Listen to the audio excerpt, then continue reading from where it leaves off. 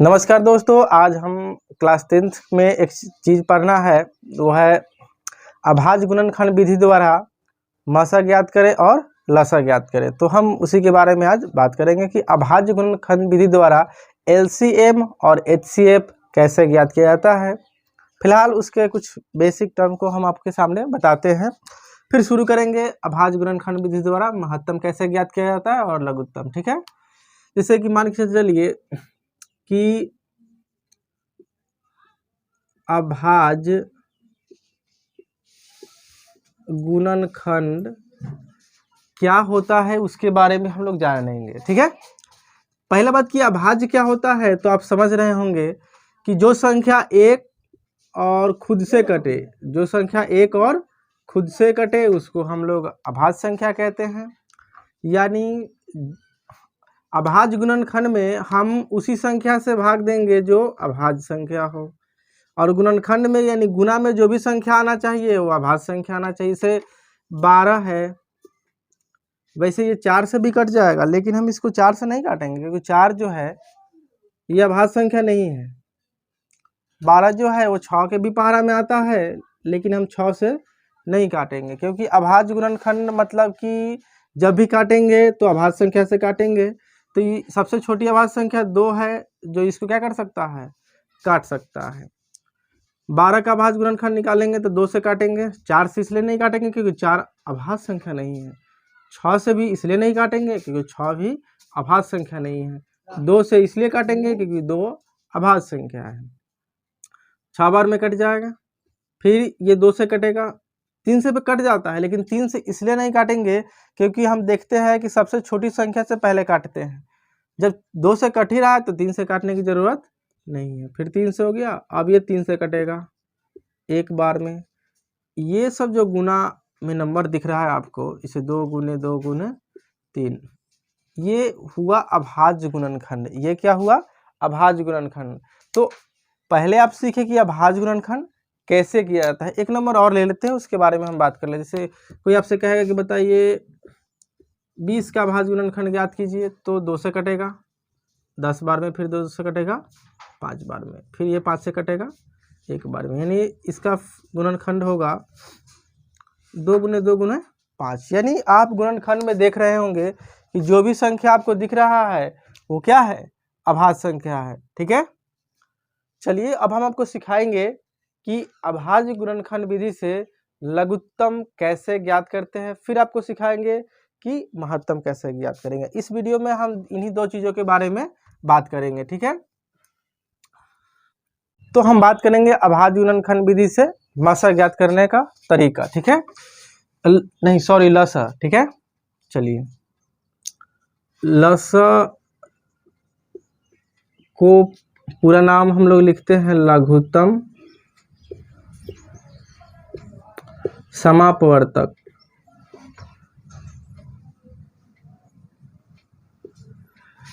इसको शॉर्ट कर लिखते हैं हम लोग LCM। पूरा फुल फॉर्म हो जाता है इसका लोएस्ट कॉमन मल्टीपल। ठीक है, शॉर्टकट भी पता चल गया, लॉन्ग कट भी पता चल गया कि लसा मतलब लघुत्तम समापवर्तक और LCM मतलब लोएस्ट कॉमन मल्टीपल। यानी सबसे छोटा नंबर मल्टीपल बताइए जिसके टेबल में ये नंबर आता हो। जैसे कि अगर हम आपसे कहें कि 4 और 8 का लघुत्तम बताइए, लेकिन अभाज्य गुणनखंड विधि से बताना है। 4 और 8 का लघुत्तम निकालना है, लेकिन अभाज्य गुणनखंड विधि से। क्लास 10th में यही तो पढ़ना है। 4 का पहले फैक्टर करेंगे, ठीक है, 2 गुने 2 हो जाएगा। ठीक है, यानी 4 के बदले हो जाएगा 2 गुने 2। फिर 8 का फैक्टर करेंगे 2 से 4 बार में, फिर 2 से 2 बार में, यानी 8 के बदले क्या हो जाएगा 2 गुने 2 गुने 2। ठीक है, अब यहाँ जब हमको निकालना होगा लसा, क्या निकालना होगा, लसा जब निकालना होगा अभाज्य गुणनखंड विधि से, तो सबसे पहले पता करते हैं कि देखिए 2 तो दोनों में है, इसमें भी 2 है और इसमें भी 2 है। जिसमें ज़्यादा होता है उसमें उसका सब ले लेते हैं। ठीक है, इसको हम ऐसे भी लिख सकते हैं 2 के पावर 2, इसको लिख सकते हैं 2 के पावर 3। सोचिए इसमें दुइये गो दू है, इसमें 3 गो दू है।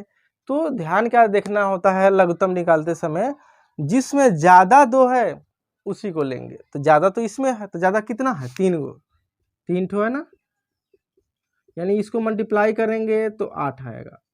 यानी आप कह सकते हैं 4 और 8 का जो एलसीएम होगा वो कितना होगा 8। समझ गए। इसी प्रकार हम आपको दिखाते हैं और भी नंबर का एलसीएम निकाल कर, ठीक है।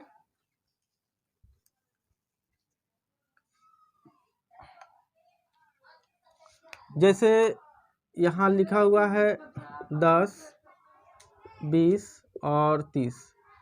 10, 20 और 30 का लघुत्तम ज्ञात करना है अभाज्य गुणनखंड विधि से। तो हम क्या करेंगे, इसमें पहले 10 का फैक्टर करेंगे, यानी 10 का गुणनखंड करेंगे, 2 से कटेगा 5 बार में, यानी 10 के बदले हम लिखेंगे 2 गुने 5। फिर 20 का गुणनखंड निकालेंगे, 2 से 10 बार में, फिर 2 से 5 बार में, 2 गुने 2 गुने 5। फिर हम 30 का निकालेंगे, 30 का 2 से कटेगा 15 बार में, फिर 3 से कटेगा 5 बार में, यानी 2 गुने 3 गुने 5। अब हमें लसा जब ज्ञात करना होता है तो हम पता करते हैं कि जैसे 2 सब में है, 2 सब में है, लेकिन सबसे ज़्यादा किस में, जैसे यहाँ देखिए, यहाँ तो एक ही 2 है, यहाँ पे 2 है और यहाँ पे 1 है। तो लघुत्तम में हम ध्यान देते हैं कि सबसे ज़्यादा जिसमें होगा उसी को लेते हैं। इसमें सबसे ज़्यादा 2 है ना, इसको ले लेंगे, 2 गुने 2। फिर ऊपर में हमें 5 दिखाई देता है, हम 5 ध्यान से देखेंगे कि तीनों में है या नहीं है। तो तीनों में है, तीनों में है, लेकिन तीनों में एक एक है। जब तीनों में एक एक है तो किसी योग के ले लीजिए। अब फिर एक और नंबर है 3, जो सिर्फ इसमें है।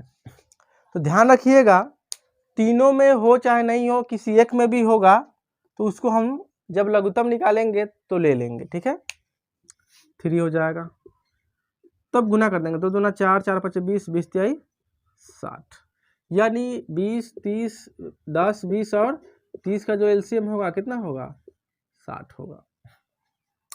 जब आपसे कहा जाएगा गुणनखंड विधि से निकालने के लिए, तब आप ये वाला तरीका अपनाइएगा। समझ में आ गया। चलिए, तो फ्रेंड अब हम आपको अभाज्य गुणनखंड विधि के द्वारा मसा ज्ञात करना सिखाएंगे। कि मसा तो नॉर्मल कैसे ज्ञात किया जाता है आप भाग विधि से सीख चुके हैं, लेकिन क्लास 10th में जब आप पढ़िएगा तो अभाज्य गुणनखंड विधि से ज्ञात करने के लिए कहा जाएगा, ठीक है। तो कैसे ज्ञात करेंगे, पहले मसा के बारे में कुछ बेसिक चीज़ें जान लेते हैं। कि मसा का जो पूरा नाम होता है वो महत्तम समापवर्तक होता है, और उसको जो इंग्लिश में शॉर्टकट HCF कहते हैं, उसका जो पूरा फुल फॉर्म होता है वो होता है हाईएस्ट कॉमन फैक्टर। क्या होता है, हाईएस्ट कॉमन फैक्टर होता है, ठीक है। फिर हम बात करेंगे कि मसा कहाँ किसको जाता है। तो आपके सामने 2-3 नंबर रख दिया जाएगा और कहा जाएगा कि बताइए कि नंबर किससे कट जाएगा।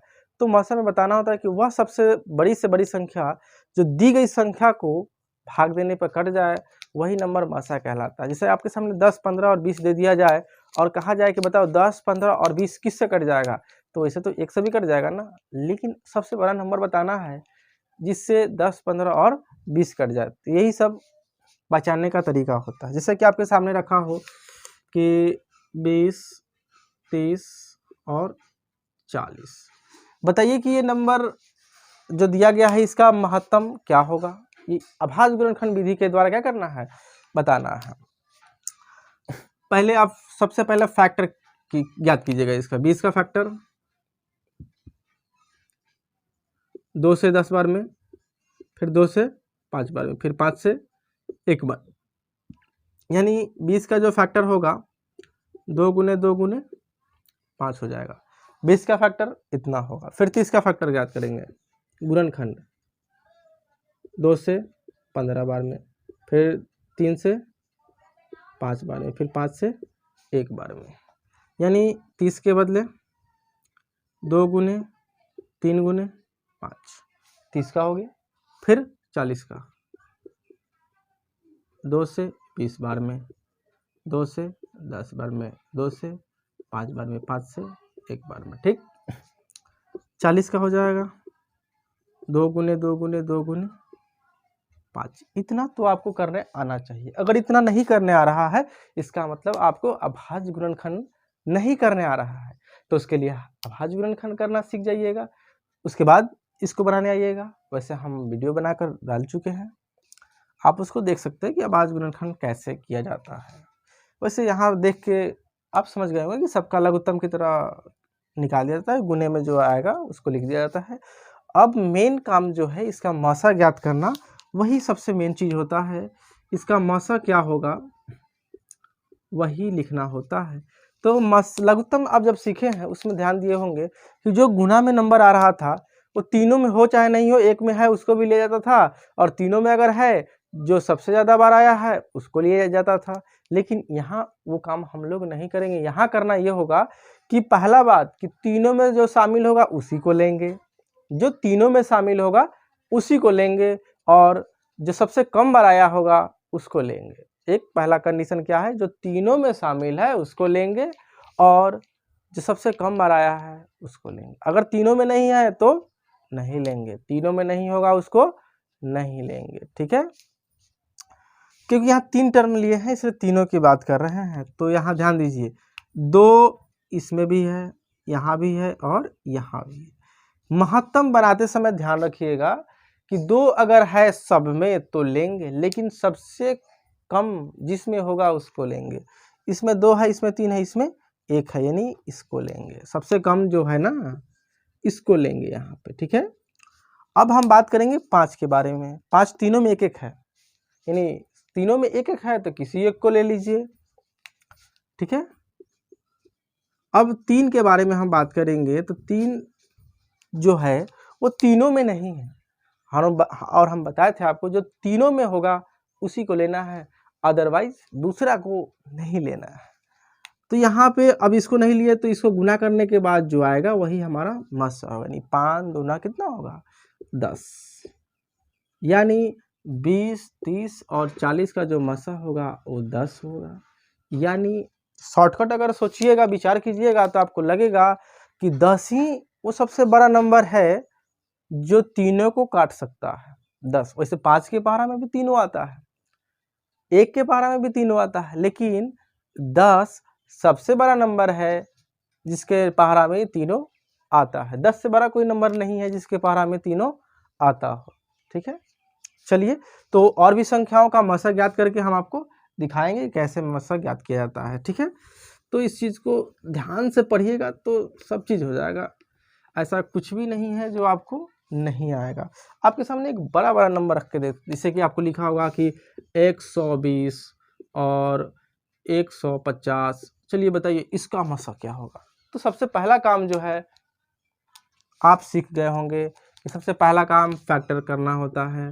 120 का फैक्टर करेंगे 2 से 60 बार में, फिर 2 से 30 बार में, फिर 2 से 15 बार में, फिर 3 से 5 बार में, यानी 120 के बदले 2 कितना है 3, फिर 3, फिर लास्ट में 5। इतना हो गया 120 के लिए। फिर 150 के लिए 2 से करोगे तो 75 बार में। ये 75 बार में कैसे कर दिए, क्योंकि 2 से काटेंगे तो इसका आधा होना चाहिए। फिर अब ये 3 से कटेगा 25 बार में, फिर ये 5 से कटेगा 5 बार में, फिर 5 से कटेगा 1 बार में। यानी 150 के बदले आप कह सकते हैं 2 गुने 3 गुने 5 गुने 5। अब हम निकालेंगे क्या मसा। क्या निकालेंगे मसा में ध्यान देना होता है कि अगर 2 सब में है, 2 सब में है ना, 2 दोनों में है, इसमें 3 गो है, इसमें 1 गो है, तो हम बोले कि मसा ज्ञात करना समय ध्यान में दिया जाता है जो सबसे कम जिसमें होगा उसको लेंगे। 2 इसमें कम है, 1 है, इसको लेंगे। 3 दोनों में है, 3 क्या है यहाँ भी है और यहाँ भी है, 1 1 है तो ले लेंगे। फिर 5 दोनों में है, इसमें 2 गो 5 है और इसमें 1 गो है, जिसमें कम होगा उसको लेंगे, जिसमें कम होगा उसको लेंगे। तो 3 दूना 6, 6 पचे 30, यानी 150 और 120 का जो मसा होगा वो कितना होगा 30। अब आप इसके माध्यम से किताब का जब क्वेश्चन उठा के देखिएगा कि अभाज्य गुणनखंड विधि से मसा ज्ञात करें, तो आप भी ऐसे ही ज्ञात कीजिएगा, पहले फैक्टर कर दीजिएगा, फिर इसी फैक्टर में से तो नंबर छांट के और लघुत्तम भी निकालना है और महत्तम भी निकालना था। लघुत्तम में क्या करते थे, अगर दो दोनों में है तो सबसे ज़्यादा जिसमें है उसको पहले लेते थे, तीन दोनों में है तो किसी, अगर एक एक है तो किसी एक को ले लेते थे, पाँच दोनों में है तो लघुत्तम में ध्यान देना होता है कि जिसमें ज़्यादा है उसको लेना होता था, और जो ऐसे करके जो गुना में आए सबको गुना करने के बाद जो होता था वो आपका लघुत्तम हो जाता था। तो इस प्रकार आप शायद सीख चुके होंगे कि अभाज्य गुणनखंड विधि से मसा कैसे ज्ञात किया जाता है। अगर इस वीडियो में आपको कहीं कोई कमी लगे तो आप कमेंट बॉक्स में बताइएगा, मैं इस वीडियो को फिर से बना के डाल दूंगा। कहीं आपको प्रॉब्लम नहीं होना चाहिए, क्योंकि आपने हमारा वीडियो सब्सक्राइब किया है तो मेरा कर्तव्य बनता है कि आपको अच्छा वीडियो प्रोवाइड कराया जाए। जो भी कमी लगेगा आप उसको हमें बताइएगा, और इस बार कॉन्टेक्ट नंबर दे देंगे, जो भी प्रॉब्लम होगा आप हमसे पूछ सकते हैं। ठीक है, चलिए धन्यवाद।